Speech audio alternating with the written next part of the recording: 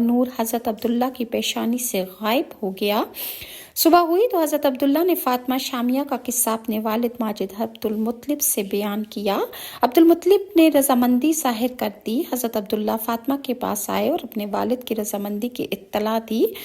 فاطمہ کو وہ نور ان کی پیشانی میں نظر نہ آیا تو دل سے درد بھری آہ نکلی۔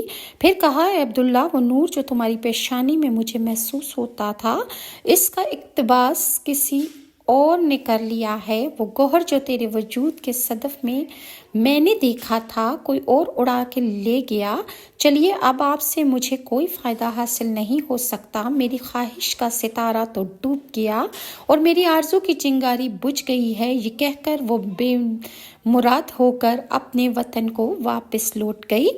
جب وہب بن عبد مناف نے ابلق سواروں کی جانب سے حضرت عبداللہ کی حفاظت دیکھی تو ان کے دل میں یہ بات گھر